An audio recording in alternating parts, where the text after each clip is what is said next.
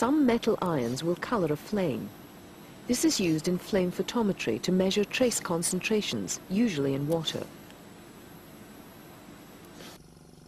Many flame photometers are quite simple instruments, and they must always be calibrated against standard solutions. The photometer's relatively cool flame is suitable for the excitation of elements from groups 1, 2, and the lanthanides. Air and gas lines are attached to the back of the instrument. In this case, the air is supplied by a small pump. The gas supply passes through a secondary regulator valve before entering the instrument. Here, the valve is painted red. Before making any readings, unlock the air valve and adjust the air pressure to the value recommended in the instrument manual.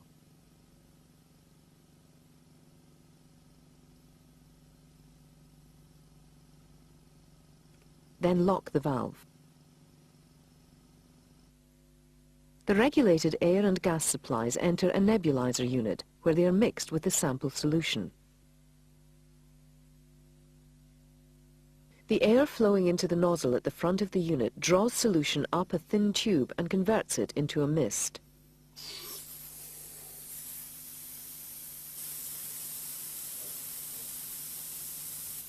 This then enters the nebulizer where it mixes with the gas.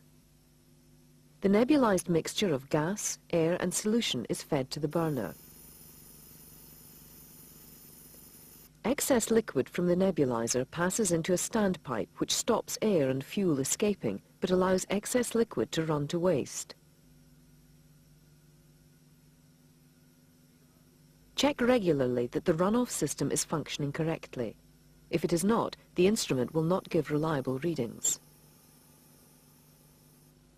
The way in which this automated instrument works is best seen with the protective hood around the burner assembly removed. Switching on the instrument automatically opens valves in the air and gas supplies.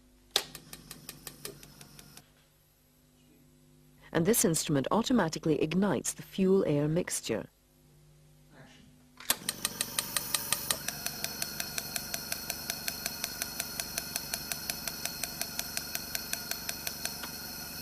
The presence of a flame is sensed by a detector and indicated on the front panel. If ever the flame is extinguished during operation, a signal from the detector shuts off the gas supply. When using older instruments without these safety features, take great care to follow the operating instructions exactly, since there may be a risk of forming explosive gas-air mixtures.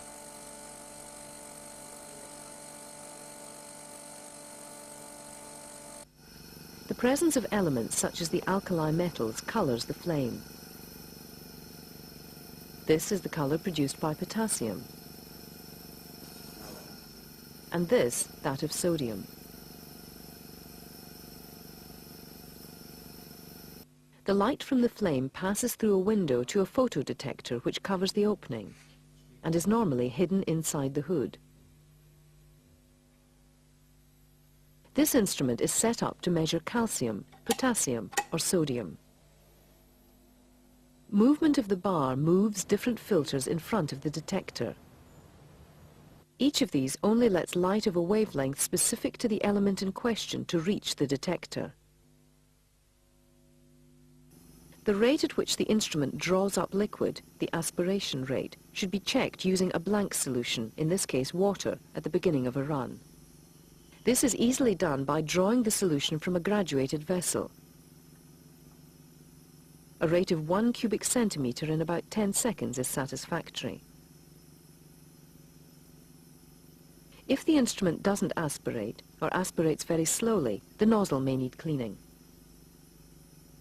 This can be done by removing the nozzle, taking off the delivery tube, and passing a fine wire through the nozzle.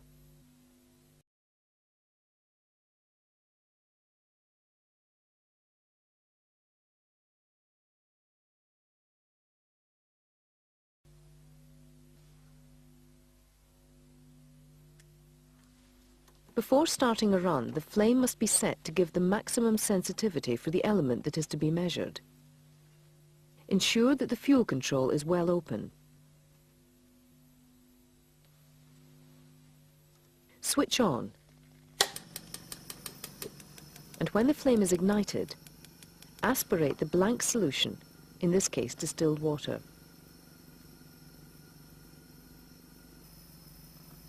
Use the blank control to set the meter reading to 0.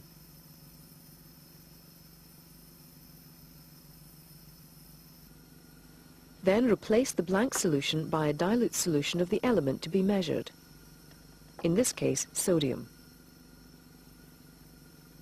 Check that the correct filter is in place. Then reduce the flow of fuel until the meter reading is at a maximum.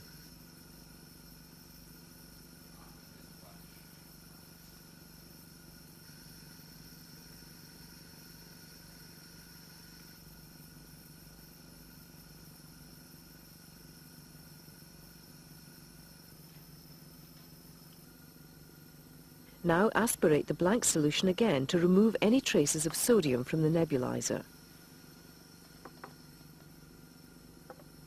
When the meter reading returns to 0, the instrument is ready to be calibrated against standard solutions. A range of standard solutions should have been made up in advance. The concentrations should be chosen so that the likely concentration of the unknown sample lies in the middle of the range. Start with the most concentrated standard solution.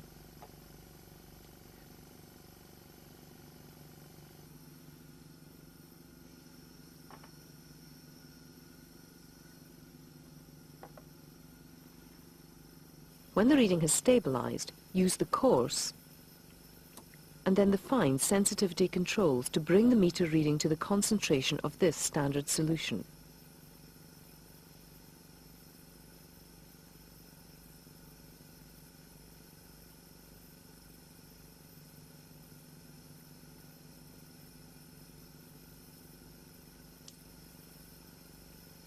Once this is done, the settings of the instrument should not be altered until the analysis is completed.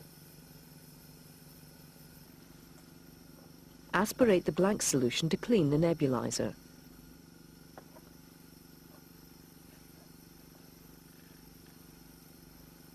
Then aspirate the next standard solution.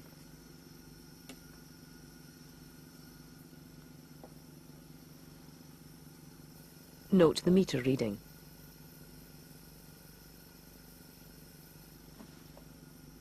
Remove the standard solution and aspirate the blank solution again.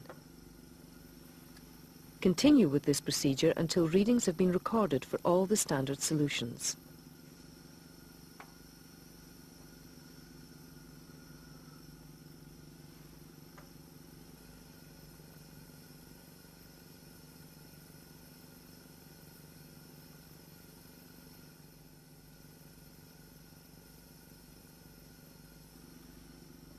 Now aspirate the blank solution again.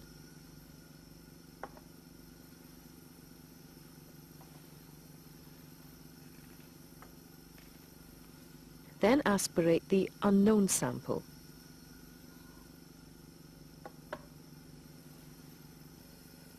And record the meter reading.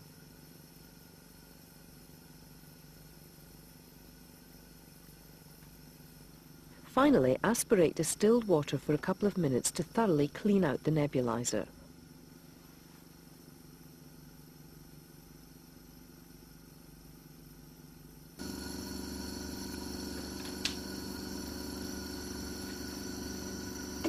Then switch off.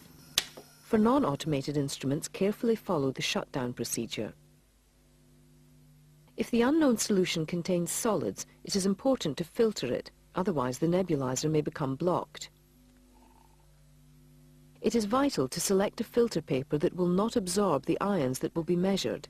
If in doubt, seek advice. Thoroughly wash out the sample vessel and the filter to ensure all the soluble sample is transferred to the measuring flask. Then make it up to volume. Plot the calibration readings. This frequently gives a slight curve. That's why calibration is necessary. Then read off the parts per million value corresponding to the analytical sample.